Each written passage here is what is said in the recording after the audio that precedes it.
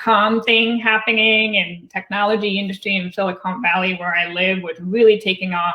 So I was looking at a C++ programming book, and a guy walked up to me and asked me if I knew how to code. And I said, no, I don't, but I'm just curious about it. And he said, well, we're looking for interns in this small startup doing this thing called video conferencing at a time when there was dial-up, right? So video would come in and audio would be like, I don't know, 10 minutes delayed. And we're looking for people to help in tech support. So here's my business card.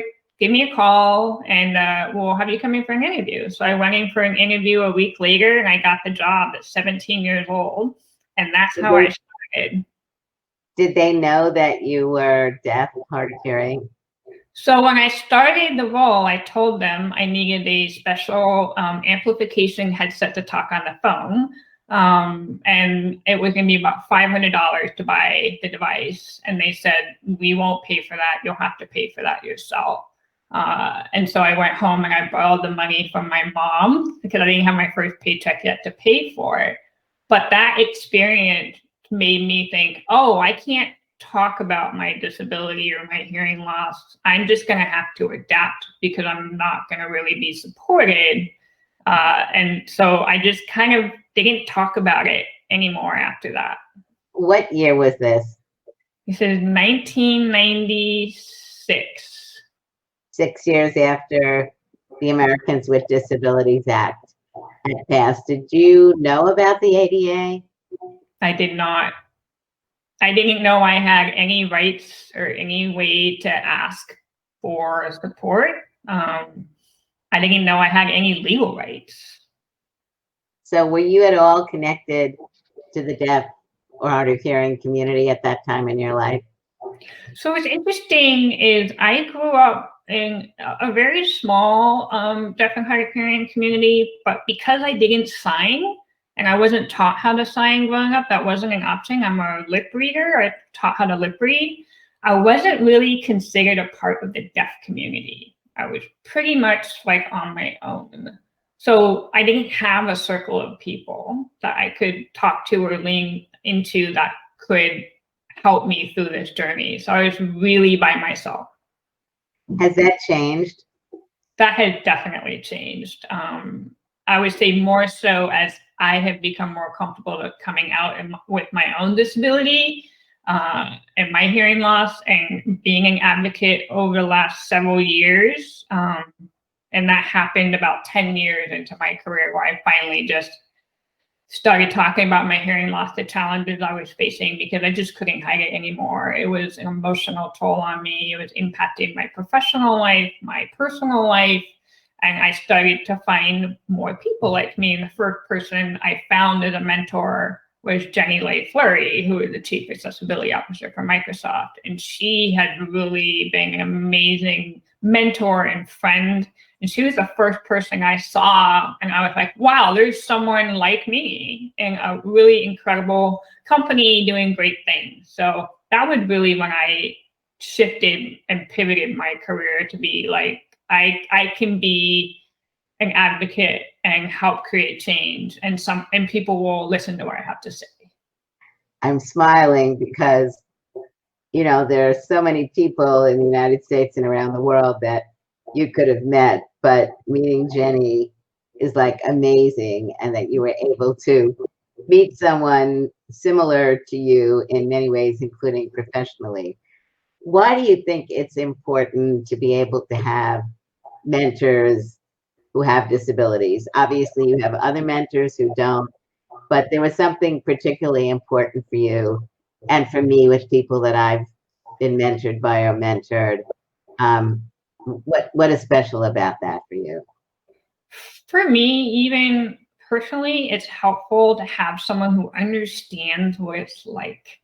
The challenges, I mean, you can try to describe to someone the challenges you may face, or especially with hearing loss, which is a hidden disability in the first place, but just the littlest things that have an incredibly big impact on me. Someone who can hear well can't understand what that's like. They can't understand all day long of being on video conferencing and lip reading, how cognitively exhausting work that is. And as you get older, it does not get easier. So having someone to lean on that lives through that has been through that, who has tips and tools of how they deal with it, is really comforting, and you don't feel so alone in how you might be dealing with your emotional and mental well-being and adapting in everyday life. Because with hearing loss, you do have to adapt every day. Just having hearing aids is not enough for me. And it's not enough for a lot of people, right? So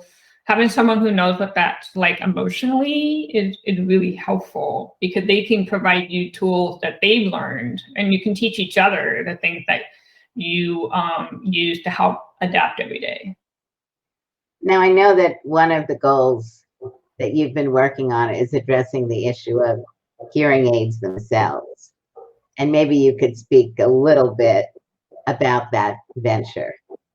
Yeah, so about, I would say it's been 8 years ago, I started on this journey because I really believe this intersection between technology and hearing aids was coming to a head, where I wanted to show wearable technology could live in the same world as hearing devices. And hearing aids are thousands of dollars, not accessible to many people financially. And if they could afford it socially, they typically don't want to wear them because of the stigma, and I wanted to change that.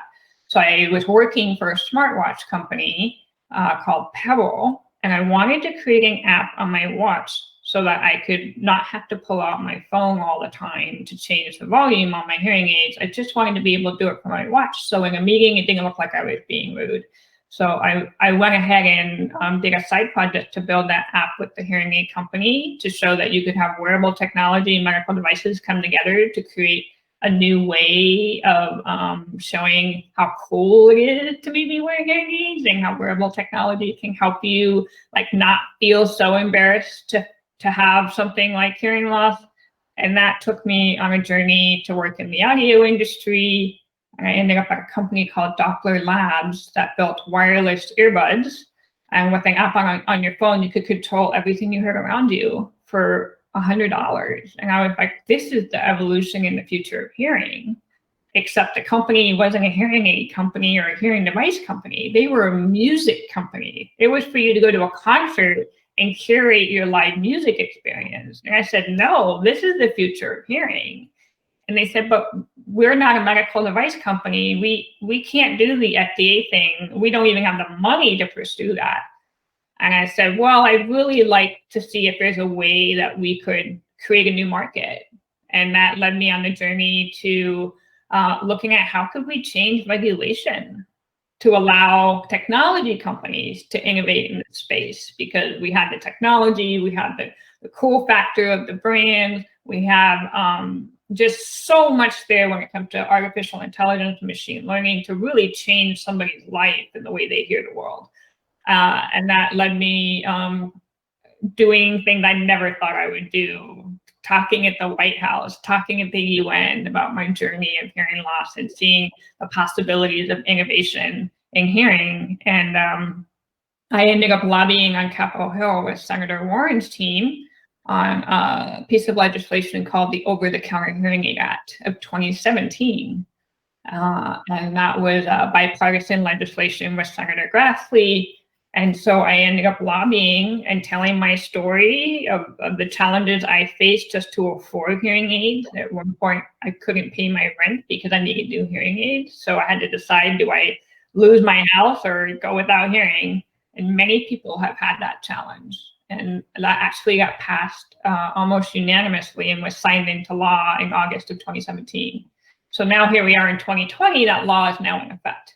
And so technology companies now can innovate in hearing and sell over the counter to people with mild or moderate hearing loss and market to them directly a more affordable and socially acceptable solution. So I'd like to say that we're coming to a close of this interview. And I hope for our audience, you understand why I so much wanted to bring KR to all of our attention. And we'll put up a link about how you can follow more of her work. And I'm wondering, KR, do you have any final words that you would like to give to our audience? Yeah, I think also just as a marketing and brand person, my goal of being at Google is also that I really want to change disability representation in the media. Less than 2% of the media out there shows disability representation. So I'm hopeful that companies will continue to think about how disability is represented in the media, in our marketing and campaigns that we do to really change perception and reset what disability representation look like, because it's so diverse.